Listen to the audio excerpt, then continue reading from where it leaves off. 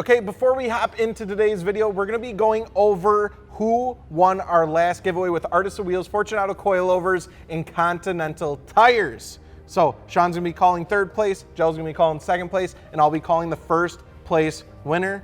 Sean, let's hop on the phone. Ooh, I don't have a phone number. Okay. Hell yeah. Hey Colton, this is Sean from Fitment Industries calling you about our most recent giveaway. What's up? Not a whole lot. What's up with you? Hey man, well, we're just calling to let you know that you actually won third place. That's the $200 Fitment Industries gift card. You're joking. Nah, man. Dead ass. So what are you thinking about picking up with that $200 gift card? You get some wheels, get some tires, maybe balls? I actually just got a new car, so I'm getting springs. Oh, perfect. Going with rotor bronze carriers and some federal tires. Let's go, baby. I like to hear. All right, calling up our second winner. Hello. Hello, is this Zach? Yeah. Hey, Zach, this is Gels, Dakota, and Sean from Fitment Industries. How you doing, man? Good, how are you? Good, good. So we're just giving you a call in regards to our previous giveaway with Artists of Wheels. We got some good news for you. You were second place, so you got yourself a free set of Artists of Wheels, man. Oh, Hell yeah. Hell yeah. So what you gonna throw them on? my goodness. Oh, Let's go. Hello? Hey, is this Joseph? Yeah. Hey, how's it going, man? This is Dakota from Fitment Industries. I'm just calling about your car's extended warranty. I'm just kidding. I'm just joking. So, I don't know if you... No, I'm playing, 100% playing. But we had a giveaway going on just recently, and you happened to be the first place winner, and you won yourself a set of Artists of Wheels, Fortunato Coilovers, and Continental Tires. Woo! Hell yeah, bro. What's it going on? What kind of car you got? I got a Honda Civic 2016 base model. Let's go, baby. Let's go, man. Civic gang, Honda gang, congratulations, man. Hey, I swear to God.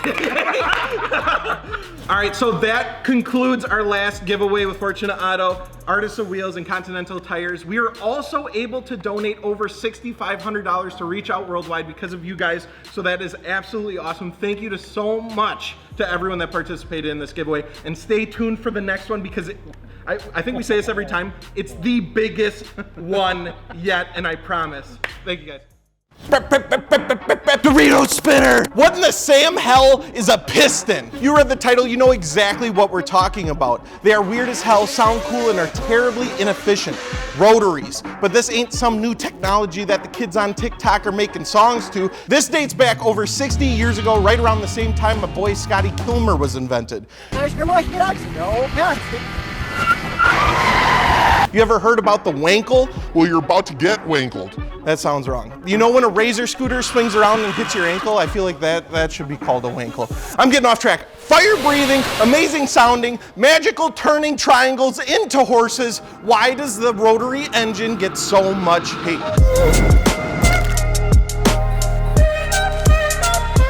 I'm a car guy, you're a car person. You know, we both love cars. You need to treat yours right, okay?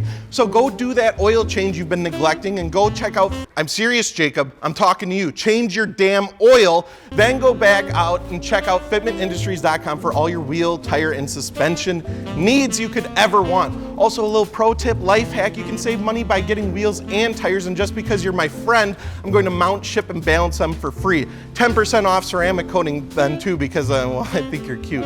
Anyway, before we can dive into why rotaries are getting hate like PS5 scalpers, just kidding, they're not getting that much hate, but we need to learn a little bit about where they came from and what they're all about. So we all know Mazdas have them, so we're going to head back in time all the way across the pond to Japan.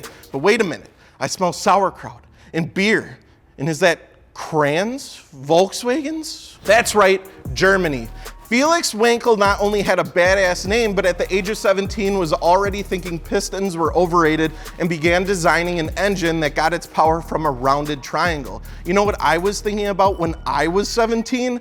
If I should get the Lunchable with extra cheese for the pizza or the pepperoni one. The pepperoni one just doesn't come with enough cheese, but I like the extra topping.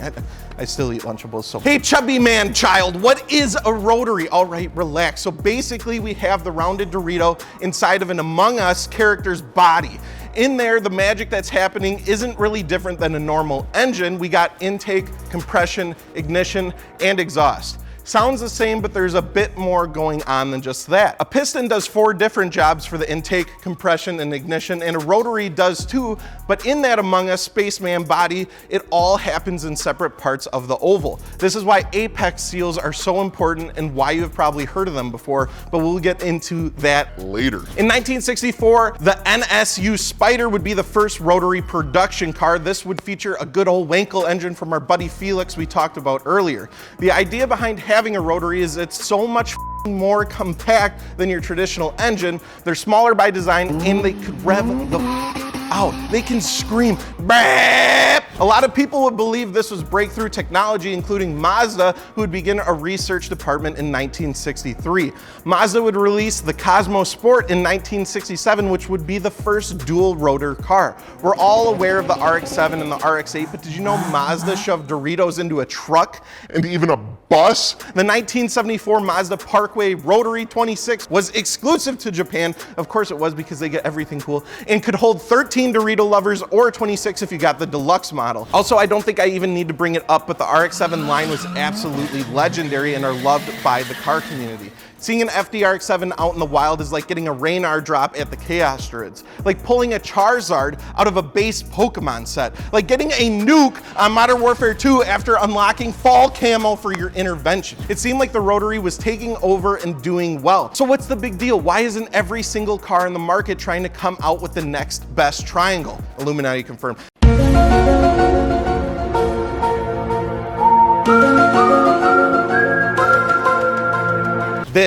This, ladies and gentlemen, is where we will start to get into some of the hate. The biggest gripe of rotary engines is that they are unreliable and that they need to be rebuilt all the damn time. They are not a maintenance-free engine and they are completely different from any other engine out there, so the maintenance is obviously going to be a pain in the ass until you know what you're dealing with. The most obvious failure and downfall of the engines are the apex seals that we brought up before. The earlier 13B engines did an okay job, but the Renesis 13B and the RX-8 really did not help with the engine's reputation. They use oil like a 2-stroke engine. They have oil injectors, which means you have to watch your oil regularly, which some people just don't want to with. Change your oil. Like I said before, just go change it right now. They are finicky, especially the Renesis engines, being prone to flooding. Turning it off right after you start is a huge no-no. Whenever you start one, you should let it run for a bit before turning it off or it will flood. Back to the RX-8, this really put a bad taste in a lot of people's mouths for the rotary engines in general. And it's not just the engines itself. A lot of common upgrades people do to make sure the Renesis lasts longer is to swap out the coil packs to an upgraded version, premix, or add a sewn adapter, which allows you to inject fresh oil to burn 100% of the time from a separate reservoir. And also allows you to change the weight of the oil in the engine so it's better for the bearings. Upgraded cooling also helps as well. Keep them cool and make sure it gets oil and they will be happy. Kind of like us big boys. We don't like to overheat either. The idea of rebuilding an engine, especially as early as 100,000 miles, sets a lot of people off. That's why I'm going to give the Rotary a 3 on the hate scale. Not only does a triangle have 3 points, but it's not so much of a hate thing as it's you just gotta love them to deal with them. It's not a perfect design, but it has its advantages and some would argue more disadvantages. But getting sub 200 horsepower out of a 1.3 liter engine, which is incredibly small overall, is pretty freaking fantastic. They are rev happy, sound great, and are super smooth. They are just different engines and people will always view them that way, especially Gels. He picked up his RX-8 and I've never saw him smile quite like that. You know, the type of smile where you're smiling, but you see through it and you can see in their eyes there's some deep, dark, underlying pain. But for real, he forced me to drive his RX-8 and I fell in love too. It's incredibly smooth and is so damn fun to drive. But what do you think? Would you own a Rotary? Should we do a build series on Gels RX-8? Comment down below. I'm going to read every single one. And whether you got pistons going up and down, boxing, or have a Dorito spinner, go check out all the wheel and tire packages we have over at fitmentindustries.com. Also, all the suspension you could ever want. I mean it. Fortunato BC, Airlift, Aggie, or whatever you want. Seriously, I think I need an FD in my life. I've owned enough Volkswagens at this point. I think I'm just okay and accepting of having a broken car constantly. Should I get an RX-7? I really, really want one. I don't know. Maybe I'll get the Rotary bus.